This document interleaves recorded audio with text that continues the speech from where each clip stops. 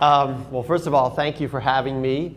Thanks to Gene Jones and Heather Armstrong for having me. It's always nice when people think you know what you're talking about on a subject. As they said, I am from the Institute of Scrap Recycling Industries. That is in Washington, D.C. We are a trade association that represents the public and private recycling industry, but on the scrap side. Actually, let me just see here. Just quickly, there's one slide I have about ISRI, so I'm not going to belabor this, but we have about 1,250 member companies that represent about 2,500 plus facilities. Some of our companies are massive billion-dollar plus publicly traded companies, and others are what we call mom and pop recycling facilities. And we are international, not just North America, although the vast majority of our members are in North America. How many of you have ever heard of ISRI or know ISRI? Oh, good. Okay. So we do exist on your radar at least. Just quickly too, you know, first of all, I'm a professional journalist. I have two titles at ISRI actually. I am publisher of Scrap Magazine. I don't know if any of you have seen Scrap Magazine or get it. And I've been with ISRI for 25 years. So I started out as associate editor, and by hook and crook, I've climbed the ladder to be publisher now.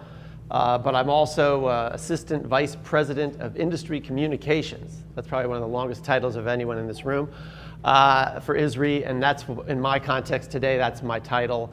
Just speaking on behalf of the industry, trying to share some knowledge, what little I have.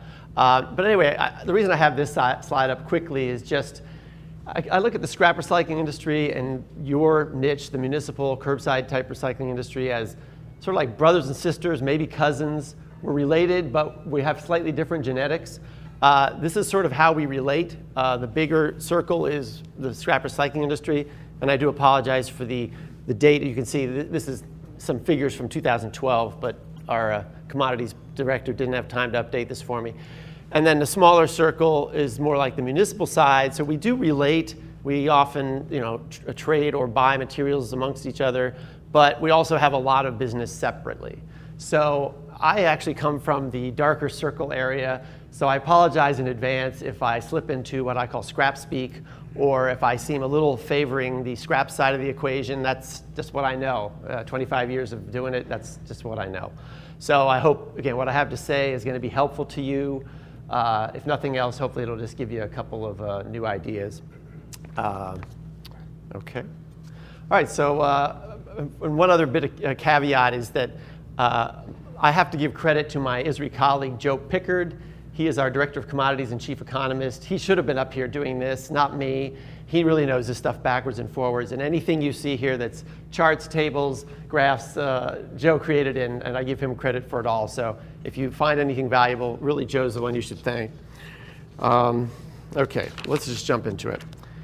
My job here really today is to give you kind of a jumping off point, a general summary of some conditions that have sort of led us to where we are. The recycling markets, as we all know, have not been exactly boffo the last few years, and I'm hoping to give you sort of a run-up to how we got here, and maybe a little bit about where we might be going, and then we'll get into specific commodities with people who really know what they're talking about, like Bill Moore and Dave Keeling and Patty Moore very shortly. But okay. This first slide is just a rundown of 6 factors that have been what I call market hangovers from 2015 and before that even in some cases. And then I'm going to go through each one with some slides, but I'll just show you this quickly. I wouldn't even read them off to you because I'll be going through each one sort of separately. But the first one, let's just see. Hold on. Sorry, let me flip again. Hard to juggle 3 things in hands. Excess production. And lower prices for a range of commodities from oil, iron ore, steel, aluminum. This has been a major problem around the world, and in many cases this excess production has not been behaving in normal economic ways, as in usually when you get excess production, prices will go down, the lower prices will then discourage people from producing, things will start getting more in balance. You know, that's the way economies are supposed to work. But unfortunately, that's not been how it's been working. And partly because the countries overproducing commodities are doing it to gain market share, to preserve their market share. They've been doing it also to maintain employment, especially in China. They don't want to lose jobs because it creates social unrest for them. They want to keep their own economies rolling, even if it's limping along. They don't want to stop production because it keeps things moving for them. They also have some investments maybe that they've committed to years before that now they don't want to slow it down. They want to keep forging on, even if it doesn't always make the most economic sense.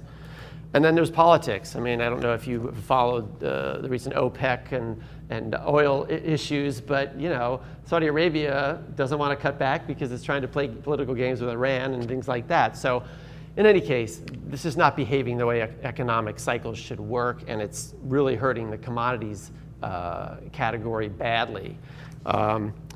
Just two quick slides, one on aluminum, one on steel. Just in China, I hate to say, has been one of the big culprits in some of these sectors.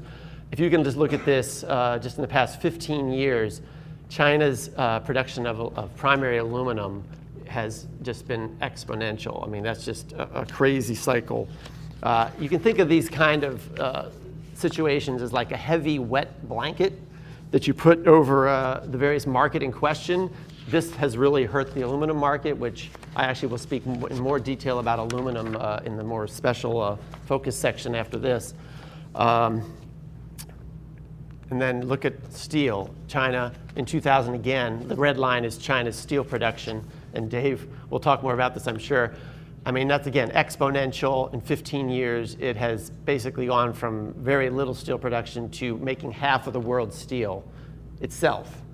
And it's just this kind of factor, you know, just totally just throws the market out of whack. And it also then sets in motion all kinds of battles between countries, anti-dumping suits, tariffs. You know, it creates a bunch of bad dynamics that hurt us all in the markets and do ripple down to the recyclable commodities. You have to look at this to sort of understand why the recyclable commodities are not doing so well in it as well. Okay. Second item that I had on that first slide of 6 factors was the stronger US dollar. Now, basically, if you can see in 2012, let's just say, look how much the dollar has gained in strength. Just you don't even have to look at the detail, just the upward scale of that chart. I mean, I remember several years ago going to Europe, and I always bemoaned how the euro was, you know, it was killing me to go there as an American. I'd have to pay $140, $150, you know, to go to Europe. Well, now it's down to about $115 or so. That's great to go to Europe, but the Europeans don't like that so much. But anyway, the effect of a stronger dollar means that our exports become that much less competitive. They become much more expensive to people. So if you're trying to sell a recyclable commodity, well, guess what? It just became more expensive for somebody overseas to buy it from America. So what are they going to do? They're going to look for another cheaper source to buy that material. So that's where they'll buy it, say, from a country in India, or I mean, a place in India or China, or even. They're not going to buy American scrap if it becomes more expensive. So the US dollar does not hurt us. Does not help us. It hurts us. And also, what it does is it gives companies in the US more buying power. So it tends to make them want to buy things overseas more and bring them into the country, which doesn't help our US industry. If I am an aluminum user and I can buy aluminum cheaper from overseas sources, I'll bring it in because that's going to serve my business, but it basically hurts American aluminum producers then because they're losing that market, they're losing that business, okay? So stronger dollar, you know, on some levels, like going to Europe for vacation, it's great, but when you're in business, it's not so great. All right? Okay, let's see. Sorry, let me just see. Where am I? Okay, here we go.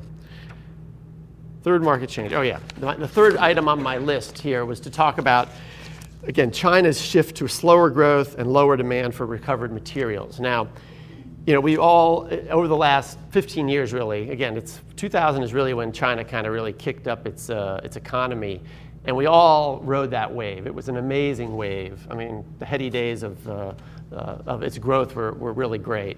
But as you can see here, China's GDP growth is fading big time. I mean, 2015 is less than half of what it was in its heyday of 2007.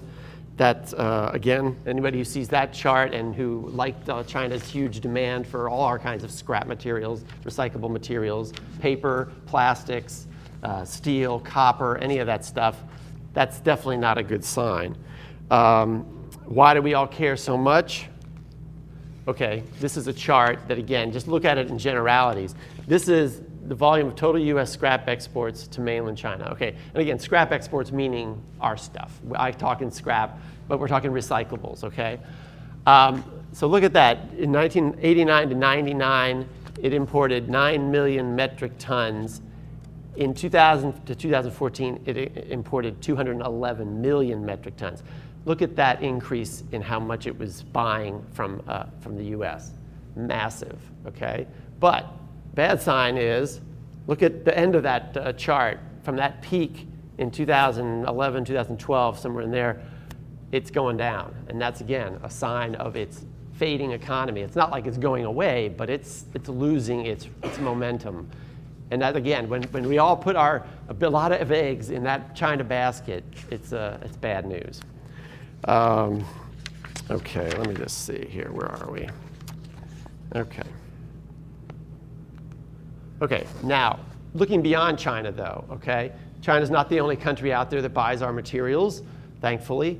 But since, again, 2011, this is all, well, not all scrap. It's the ferrous, non-ferrous, and paper commodities. But even if we included plastics and other commodities in here, this is the trend, probably, that you would be seeing. Again, our US scrap exports by year have been fading largely since 2011. It's just the nature of the international economies. Again, it's not been great times for us.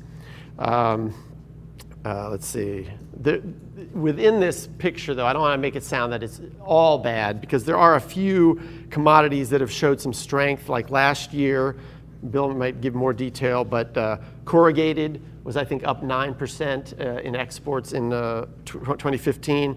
A commodity you all know well, aluminum beverage cans, they were up over 100% exports last year. And what we talk about is number one, bare bright copper, which is basically high quality recovered copper. It was up 34%. So there's a few rays of light and hope in the export market, but the vast majority, especially on things like the steel side, and some other paper grades, were down. So again, this is, again, looking at generalities and trends. That's not one you want to see. Okay. Now, before I become like, oh man, that guy was a real Debbie Downer, he was a bummer, I do have a few things that show some nice trends. Talking about our domestic economy in general, you can see it, overall we've had growth as our GDP for most years all the way back to 1970. That's good. I mean, the U.S. economy, right, even now, is doing a lot better than most countries around the world, and that's great. We also have a very good employment picture. I think our unemployment rate now is only about 5%, so that's very good. I know we were, a few years ago, it was almost 10% or so, but the U.S. economy is doing pretty well. But then unfortunately, I say for recyclers, these positive figures offer kind of a cold comfort, because in the sectors that we really care about, which is like our U.S. industrial production, since a lot of our scrap materials go into industrial manufacturing type uses, unfortunately, now I'm going to be Debbie Downer again, it comes back to industrial production in the U.S. isn't doing as well as we would like. Again, this is by month. So we started with 0.05% up in January, which was a great way to start the new year. But as you can see, in February and March, not doing so well.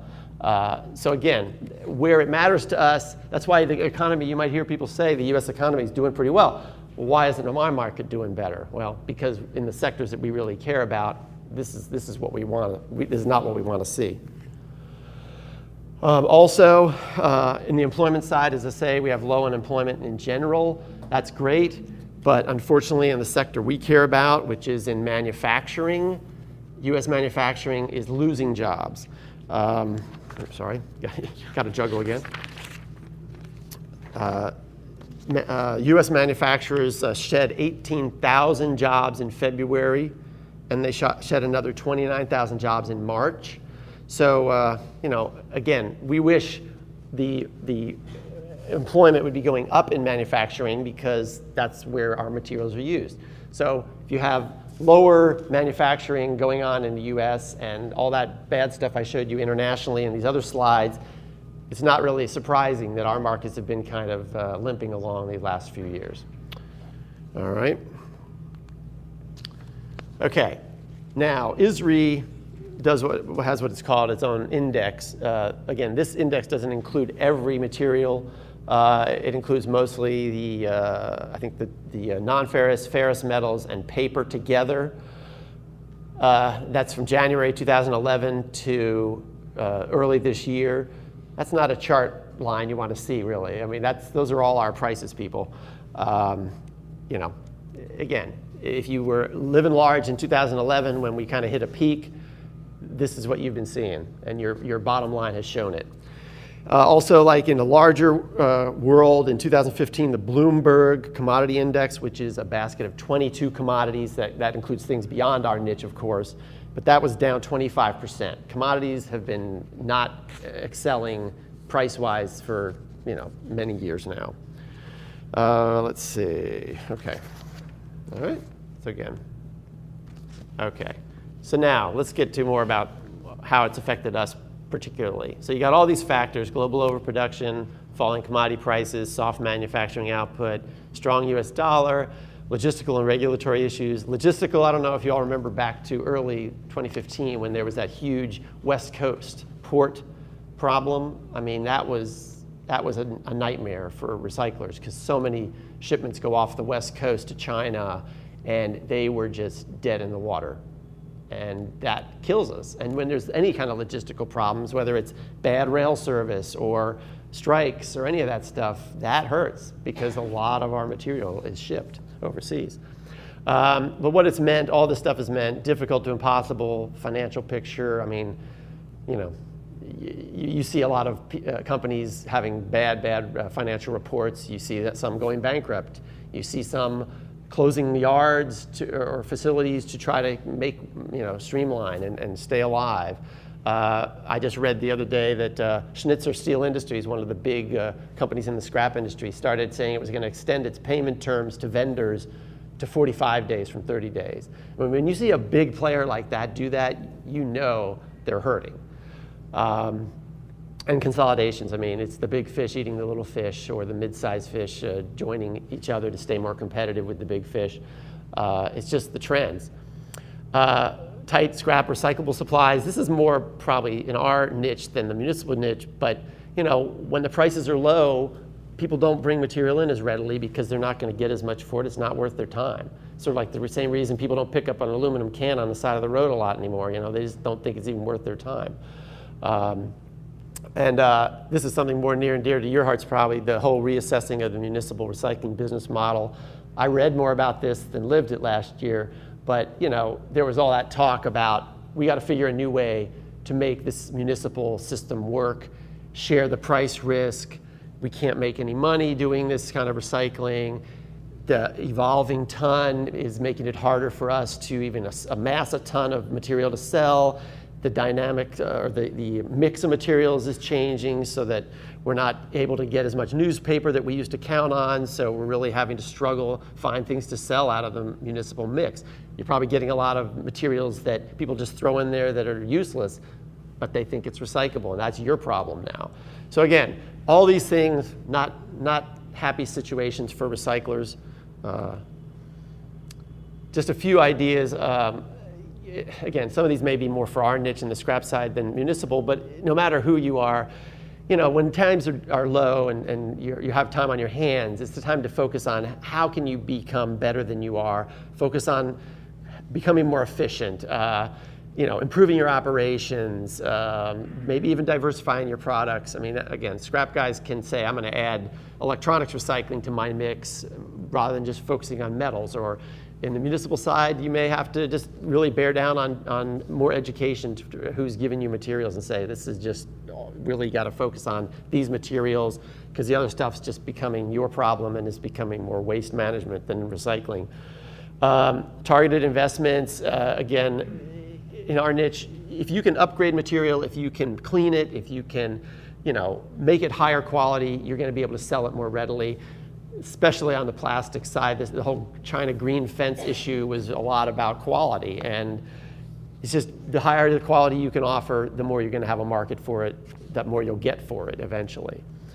And then again, for all of us, the need to develop new markets. The China heyday may be over. It's not that it's going away, but we all have to say we can't put so many eggs in the China basket anymore.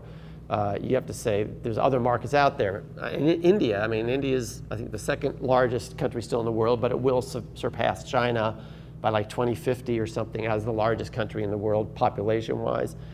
India's a huge growing market. There's all these other developing economies that we can start targeting. China just became an easy, fast, lucrative way to sell everything, but now it's not going to be that way anymore, most likely. Whoops, oh crumb, what'd I do? Phew, okay. I'll try to wrap it up here with a few things that might be going on. If you remember my price chart, the ISRI index that I showed you, there was a little bit of an uptick tail at the end of it in 2016. Yes, there are some improving prices so far this year for especially like steel and some other commodities, so that's good. They're starting to climb back. It may not be what we call a V-shaped recovery. It's not going to bounce back like a Super Bowl, but it's showing some signs of recovery, which is great. Any recovery at this stage is welcome. Just don't expect it to be like a fast, quick one. I think just in general, investor sentiment and overall market sentiment is better toward commodities. But again, nobody's expecting things to be BAFO this year. It's going to be just a slow, steady recovery. Again, the whole production overcapacity and overproduction, that's the killer. If that doesn't get back in line, unless you had like super exceptional demand, you can't catch up with it. You got to balance it. This kind of production needs to be curtailed. I think the steel industry was calling on China to cut its capacity, not necessarily its production, cut its capacity by 400 million metric tons. They want China to cut that much out of its capacity just to help balance the market. It's just so out of whack. Let's see, and then, hold on, let me just see. I had one other thing I think I wanted to say. Yeah, a few analyst reports that I've read recently are using terms like growth but not a recovery and a slow road to recovery. Again, let's hope this year is more positive, certainly than the last few years, but it's not going to be a record year by anything. It's just going to start inching backward. I actually read in the paper yesterday. Sorry, let me just, on the way down here, I happened to read a story from about the International Monetary Fund. And it says that it's lowered its outlook for the global economy this year to 3.2% from 3.4%. The fourth time it has been downgraded. And even that may be too optimistic. Officials said the risks to his forecasts are growing and pointed to rising nationalist sentiment among them. You are getting these international trends that countries are trying to start closing their borders a little more, protecting their own economies a little more, focusing on their own home issues. So again, this all affects us. It may seem big picture, but it all ripples down to whether we can sell our materials, how much we can sell them, what condition people want them in, that kind of stuff. But I believe in ending on as much a positive note as I can offer. I've been in this industry 25 years, and it always has been cyclical. The cycle may be different now, which I can talk about later if somebody wants, but there is a long-term benefit and reason that we all existed in the recycling industry. So there is optimism, there's a reason environmentally, there's economically, recycling makes sense. And also as our resources get more used up and as the population continues to go up, recycling is gonna make more and more sense and be more and more essential. So we're in a great industry. It's just we're having a bumpy road now, and you just got to be willing to ride it out. And as I say, tighten your ship as much as you can, and cross your fingers for better times.